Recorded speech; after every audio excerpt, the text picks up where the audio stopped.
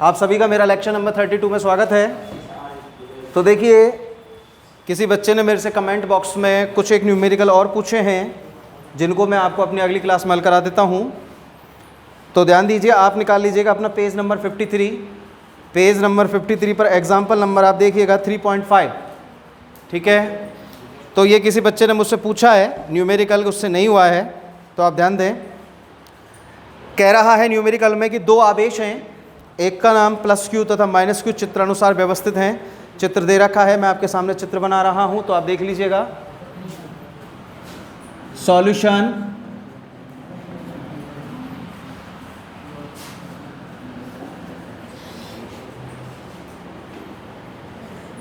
Point A, point B and their mid distance is small r, और यहाँ पर plus Q आवेश है, यहाँ पर माइनस क्यू आवेश है, और ये डिस्टेंस दे रखी है उसने स्मॉल ए, और ये डिस्टेंस उसने दे रखी है स्मॉल ए। कह रहा है ए तथा बी बिंदुओं पर विद्युत विभव का मान क्रम से बी ए तथा बी बी है। तो ये पॉइंट ए है, यहाँ पर विद्युत विभव का मान बी ए है, और पॉइंट बी पर विद्युत विभव का मान बी बी है। तो कह रहा है इस स्थिति में V A minus B V की कैलकुलेशन कीजिए। तो ज़रा ध्यान दो बेटा, ये डायग्राम आपके सामने है।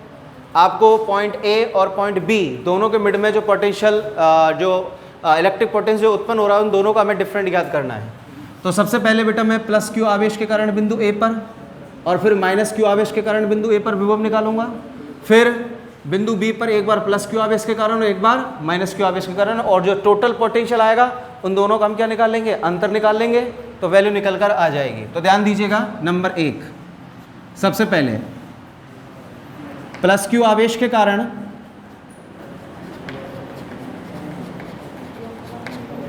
बिंदु ए पर विद्युत विभव। तो बेटा प्लस क्यू एक बिंदु पथ आवेश है, तो V1 बराबर में के Q1 अपॉन स्मॉल ए। तो प्लस क्यू आवेश कारण पॉइंट ए पर जो पहला विभव आया वो आ रहा है के Q1 अपॉन स्मॉल ए। उसके बाद नंबर 2 माइनस क्यू आवेश के कारण पॉइंट ए पर कुल विद्युत विभव निकालेंगे। ठीक है, तो ज़रा ध्यान दीजिए, माइनस क्यू आवेश कारण तो V2 बराबर में के माइनस Q2 डिवाइड बाई। अब देखो बेटा, माइनस क्यू आवेश के कारण पॉइंट ए पर ज्ञात कर रहे हो ना, तो माइनस क्यू के कारण ए प्लस आर, तो टोटल डिस्टेंस हो जाएगी ए प्लस आर। अब मैं निकालूंगा पॉइंट ए पर टोटल पोटेंशियल, तो बिंदु ए पर कुल विभव, तो बिंदु ए पर कुल विभव निकालेंगे। तो आप देखेंगे बी ए बराबर में V1 प्लस V2। ठीक है, V1 चल रहा है के Q1 अपॉन स्मॉल ए, प्लस दूसरा चल रहा है K minus Q2 divide by A plus R. तो total potential of point A, K common है बाहर आ जाएगा, यहाँ पर बचेगा Q1 माइनस Q2 बटे में A divide by A plus R. ये वैल्यू हो गई भाई। के को तो मैंने बाहर ले लिया, ब्रैकेट खोला तो माइनस से प्लस क्या हो चुका है, माइनस। के कॉमन है तो बाहर आ गया, तो यहाँ पर बच रहा है Q1 अपॉन ए, यहाँ पर बचेगा Q2 upon A plus R. This called is equation number first. ठीक, इसी प्रकार अब हम पॉइंट बी पर याद करेंगे। तो ध्यान दीजिए, क्या सीरीज बनेगी, माइनस क्यू आवेश के कारण, एक मिनट, प्लस क्यू के कारण हमने पहले ए पर याद किया था। ठीक है, फिर उसके बाद दोनों का हमने पूछा है ना इसने, तो दोनों का पूछा है, हाँ ठीक है। उसके बाद अच्छा Q1 Q2 नहीं है, दोनों पे चार्ज Q ही रखा हुआ है। अब देखिए माइनस क्यू आवेश के कारण पहले हम बिंदु बी पर निकालेंगे, माइनस क्यू आवेश कारण बिंदु बी पर विद्युत विभव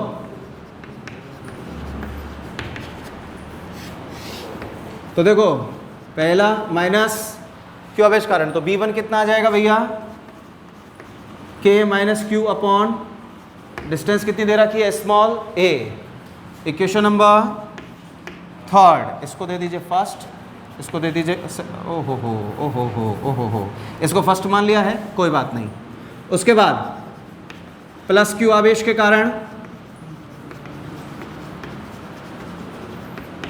बिंदु बी पर कुल विभव, तो प्लस क्यू आवेश कारण बिंदु बी पर कुल विभव निकालेंगे, तो B2 बराबर में के क्यू अपॉन वही A प्लस आर। अब बिंदु बी पर कुल विभव निकालेंगे,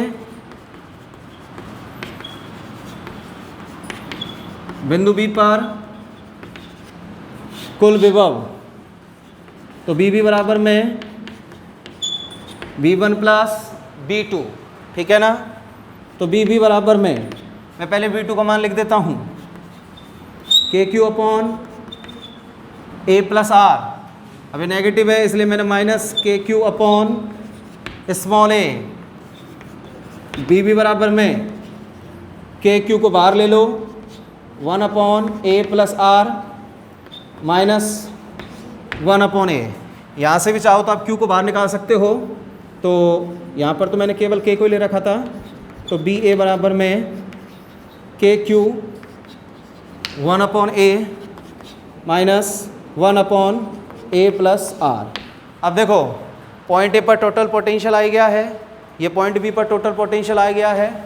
आपसे पूछ रहा है VA माइनस BB, तो यहाँ से तो BA का टोटल मान रखिएगा, तो BA का टोटल मान कितना है, KQ bracket start 1 upon A minus 1 upon A plus r bracket close minus bracket start 1 upon A plus r minus के 1 अपॉन A, ठीक है ना। तो LHS पार्ट में BA माइनस BB चल ही रहा है आपके पास, KQ बाहर बैठा ही है, ब्रैकेट खोलिए और दोनों को एक सिमिलर कर लीजिएगा, 1 upon A minus 1 upon A plus r minus के 1 upon A plus r, minus से माइनस क्या हो जाएगा प्लस, तो प्लस के 1 अपॉन A। ये हो जाएगा बेटा VA माइनस BB इसका 2 में KQ बाहर बैठा ही है, 1 अपॉन A और 1 अपॉन A कितना हो जाएगा 2 1 upon A, 2 into 1 upon A, और ये हो जाएगा 2 इंटू माइनस के 2 into 1 upon A plus r, ठीक है ना। तो 2 into 1 upon A minus 2 into 1 upon A plus r, दो को भी क्या कर लोगे, कॉमन के रूप में बाहर निकाल लोगे, तो VA minus BB 2KQ bracket start 1 upon A minus के 1 upon A plus r. LCM कितना आ जाएगा, A into A plus r, यहाँ पे क्या बचेगा A प्लस आर माइनस के, यहाँ पे क्या बचेगा A से क्या गया A, ऊपर क्या बच रहा है R, तो VA minus BB 2KQ into R divide by A into A plus R, ठीक है ना। अब चाहे तो इस 2 को कहाँ ले जाएंगे R के पास, तो 2R, तो हमारे पास बन जाएगा, इसको कैसे भी आगे पीछे कर सकते हैं, that's the real answer of the potential different between point A and point B, ठीक है। इसके अलावा किसी एक बच्चे ने मेरे से एक न्यूमेरिकल और पूछा है, और वो न्यूमेरिकल भी आप देख लीजिएगा एक बार, आपको समझ में आ जाएगा।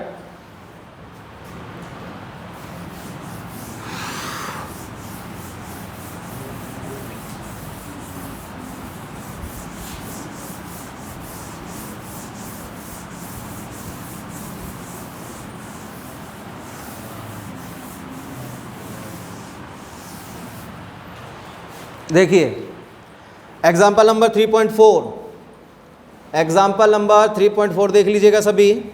दो आवेश जिनका मान दे रखा है क्रम से आपको 4 इंटू 10⁻⁻⁹ कूलाम तथा -3 इंटू 10⁻⁹ कूलाम के मध्य की दूरी 0.1 मीटर है। कह रहा है दोनों आवेशों को मिलाने वाली रेखा के किस बिंदु पर विद्युत विभव का मान 0 होगा तथा अनंत पर भी आपसे वो विद्युत विभव के मान की क्या करवा रहा है, गणना। अनंत पर विद्युत विभव का मान वो कह रहा है कि आप क्या मान लीजिएगा, 0 मान लीजिएगा, ठीक है।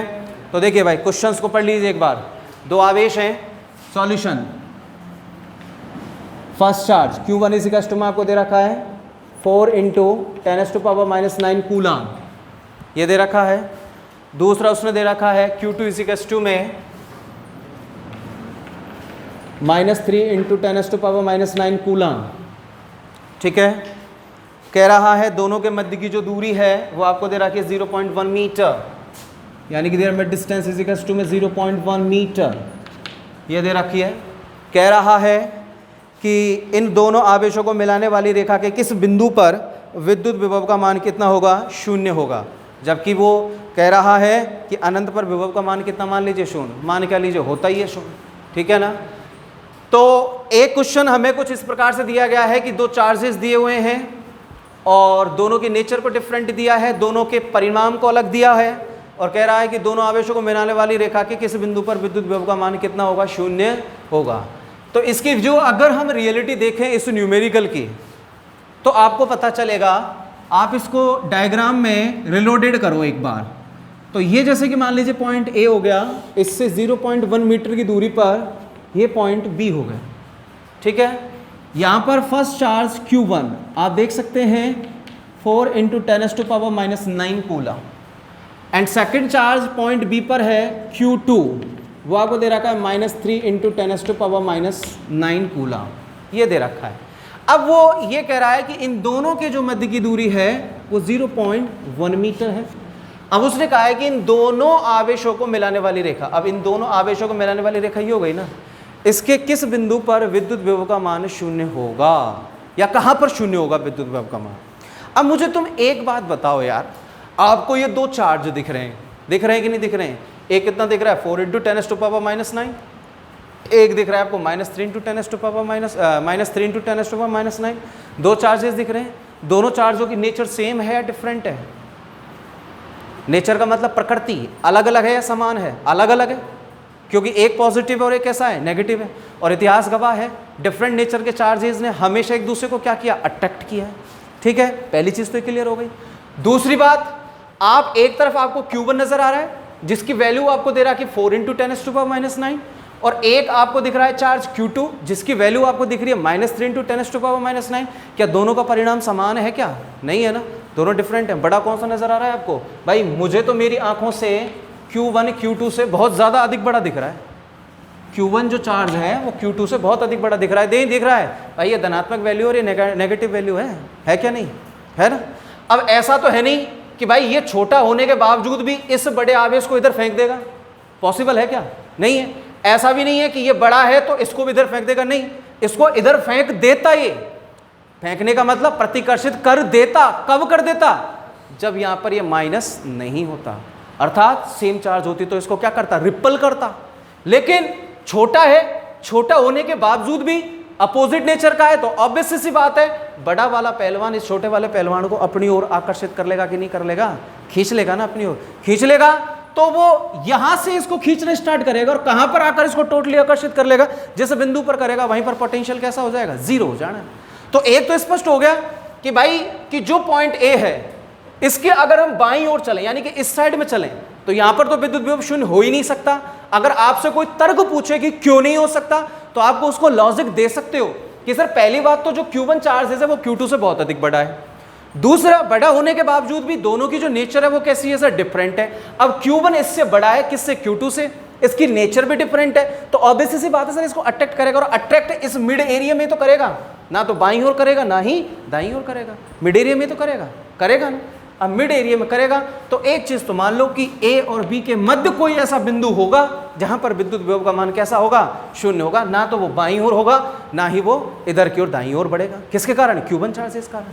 तो मैं देखता हूं, अभी इसमें एक लिबर्टी और लूंगा, मैंने यहाँ पर ये कोई पॉइंट P मान लिया या कुछ भी मान लो, और इस पॉइंट P पर मैं मान रहा हूँ सर यहाँ पर जो टोटल पोटेंशियल है वो कितना है, 0 है, और इस पॉइंट P की आवेश Q1 से दूरी कितनी है, x है। तो बेटा ये दूरी कितनी बन जाएगी, 0.1 माइनस x मीटर बनेगी कि नहीं बनेगी, 0.1 माइनस x मीटर बन गई ना, बन गई।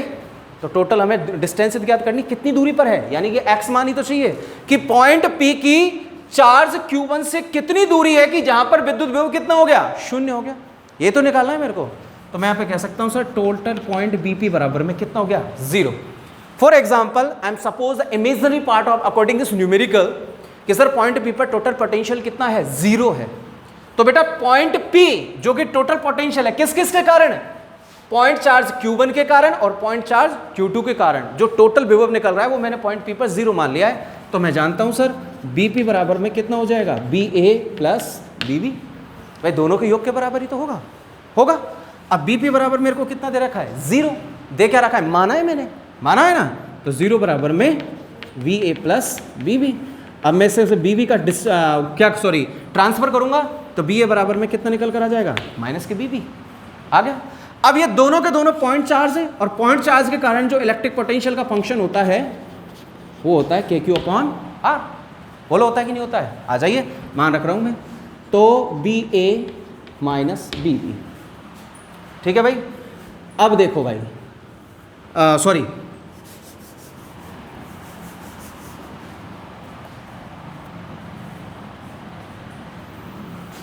VA बराबर माइनस BB, ठीक है। VA का मान रख रहा हूं मैं KQ/R। अब बेटा Q1 A के अकॉर्डिंग Q1 चार्ज है, कितनी दूरी है, x है बटे में x बराबर minus K into minus Q2, क्योंकि सेकंड चार्ज है वो कैसा है, नेगेटिव है, ठीक है ना, बटे में डिस्टेंस कितनी हो जाएगी, 0.1 माइनस x हो गई। अब देखो K इंटू Q1 कितना है, 4 इंटू 10⁻⁻9 बटे में x बराबर minus K into minus 3 into 10⁻⁻9 divide by 0.1 minus x, ठीक है, खत्म। माइनस से minus plus 4 divide by x because 10⁻⁻9 से 10⁻⁻9 then 3 divide by 0.1 minus x, ठीक है। Then 4 into 0.1 minus x is equals to में 3x। काटा पीटी कर लेना, किसकी वैल्यू निकल कर आ जाएगी, x की वैल्यू निकल कर आ जाएगी। बोला आएगी कि नहीं आएगी। लेकिन इसमें मैं एक चीज और आपके साथ डिस्कस करना चाहूंगा, छोटी सी बात, ठीक है ना। और वो छोटी सी बात क्या है, देखिए मैंने यहां से थोड़ी सी काल्पनिक रेखा और आगे बढ़ा दी काल्पनिक रेखा आगे बढ़ा दी ना। उसने आपको एक क्लू दिया है इस न्यूमेरिकल में, और वो क्लू क्या दिया उसने कि अनंत पर विद्युत विभव को क्या मान लीजिएगा, 0 मान लीजिएगा। That means this is my the infinity point. Infinity point पर जो टोटल पोटेंशियल है वो 0 के बराबर है, ठीक है। अब अगर मैं यहाँ से किसी परीक्षण आवेश को लेकर आऊँगा तभी तो इस पॉइंट पर विद्युत विभव निकलेगा कि नहीं निकलेगा, निकलेगा ना। तो बेटा मैं जिस आवेश को लेकर आऊँगा वो परीक्षण आवेश ही तो होगा। परीक्षण आवेश की प्रकृति कैसी होती है, धनावेशित होती है कि नहीं होती है। तो ये वाला चार्ज उसको अपनी ओर अट्रैक्ट करेगा कि नहीं करेगा, तो नेगेटिव और पॉजिटिव दोनों के कारण अट्रैक्ट करेगा, तो इन दोनों के मध्य में ही तो करेगा। तो अगला जो 0 विभव होगा भाई ये तो उसको रिपल ही करेगा, ये तो उसको, ये वाला जो चार्ज है वो उस परीक्षण आवेश को तो भगाएगा ही भगाएगा, because Q1 is very very greater than of the experimental charges Q0। कि Q1 भाई उसने एक क्लू दिया है। मैं जिस चीज को बोलना चाह रहा हूं या जिस चीज को समझाना चाह रहा हूं उस पर फोकस करो एक बार। पहली सिचुएशन तो मैंने यहां मान ली, उसका भी मैंने आपको तर्क दे दिया। दूसरी सिचुएशन और हो सकती है, और वो कैसे हो सकती है, उसने क्लू दिया है आपको। और वो क्लू क्या दिया है उसने, समझिए समझिए क्या कहा है। उसने कहा है भाई इन्फिनिटी पर इलेक्ट्रिक पोटेंशियल्स को टोटल 0 के बराबर मान लीजिएगा। तो इससे संभव क्या हो रहा है कि भाई अगर मैं यहां पर कहीं पे भी विद्युत विभव ज्ञात करूंगा तो इन्फिनिटी से किसी परीक्षण आवेश को लेकर चलूंगा कि नहीं। अब परीक्षण आवेश क्या होता है, Q0 जो कि एकांक धनावेश होता है। अब वो एकांक जो धनावेश है जब वो यहां से चलेगा तो ये वाले जो भाई साहब है यानी कि जो चार्ज Q1 है वो तो उसको क्या करेगा, रिपल करेगा, वापस से फेंकेगा, तो अपनी तरफ तो आने नहीं देगा। तो एक चीज तो क्लियर हो गई, जब ये तो उस Q0 को अपनी तरफ आने नहीं देगा तो ये एरिया तो खत्म हो गया भाई। बाईं ओर की तो हम बात ही नहीं कर सकते, वो इसको यही नहीं आने दे रहा तो बाईं ओर तो तब जाएगा। अरे बस समझ में, तो ये तो उसको उधर फेंकेगा। अब बचा कौन, Q2 कैसा है, नेगेटिव है, तो वो उसको अपनी ओर खींचेगा कि नहीं खींचेगा। तो यहां से चल रहा है, इसने उसको इधर फेंक दिया, बचा कौन, Q2 उसको अट्रैक्ट करेगा बिकॉज वो पॉजिटिव है और ये कैसा है बेटा, Q2 नेगेटिव है। तो उसको अट्रैक्ट करेगा, तो वो यहां से लेके इस एरिया में तो अट्रैक्ट करेगा। तो यहां पर भी मैंने कोई पॉइंट मान लिया P डैश, जहां पर भी टोटल पोटेंशियल कितना हो सकता है, 0। तो आप देख सकते हैं कि माना आवेश Q2 के दाईं ओर कोई बिंदु P डैश उपस्थित है, जहां पर मैंने माना है या हो सकता है कि टोटल इलेक्ट्रिक विभव या टोटल विद्युत विभव का मान कितने के बराबर है, 0 के बराबर है। तो माना आवेश Q2 के दाईं तरफ बिंदु P डैश पर कुल विभव कितने के बराबर है, 0 के बराबर, 0 के बराबर है।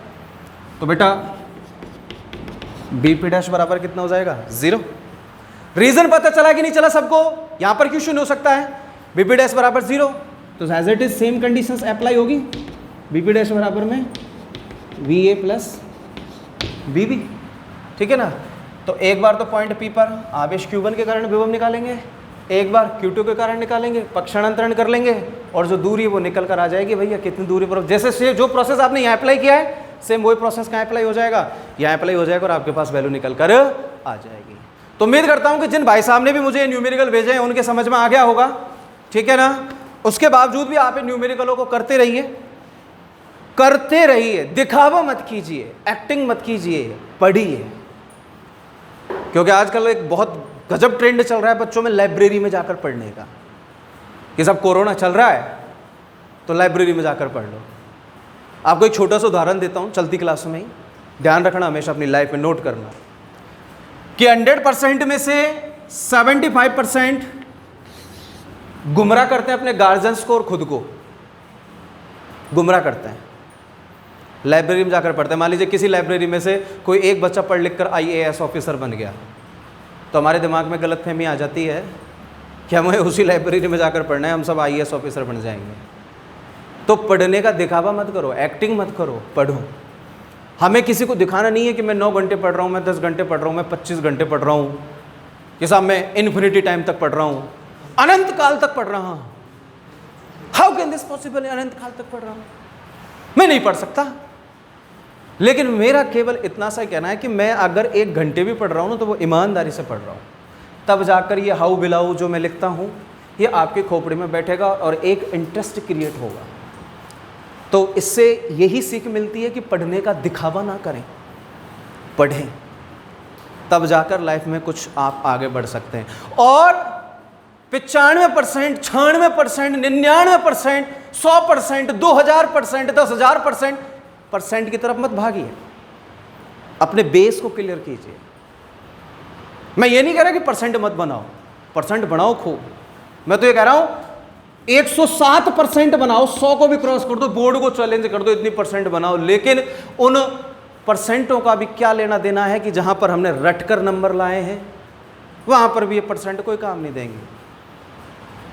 ये है आधुनिक युग, यहां टैलेंट को सलाम, डिग्रियों को सलाम नहीं है, टैलेंट को सलाम। आपके पास टैलेंट है तो उपमा खाओगे, जीवन में आगे बढ़ जाओगे। क्योंकि मैंने 99% वालों को बेरोजगार होते डोला डिप्रेशन में देखा है, और मैंने 65% वाले को भी आला दर्जे का अधिकारी बनते हुए देखा है। वो 65% वाला ऐसा नहीं है कि वो पढ़ने में कमजोर है, फर्क इतना है कि उसका बेस मजबूत है, रटा नहीं है उसने, समझा है। और मैं ये भी नहीं कह रहा हूं कि जिसकी 95% बनती है वो बेवकूफ है, नहीं, वो सुपर टैलेंटेड है, लेकिन वो अपने 95% वाले लेवल को बरकरार बनाए रखे। और वो बरकरार कब बनाए रखेगा, जब वो पढ़ने की एक्टिंग नहीं, वो वास्तविकता में पढ़ेगा, तब जाकर है। ठीक है, थैंक यू। बाकी की जो चर्चा है वो नेक्स्ट क्लास में करेंगे। धन्यवाद।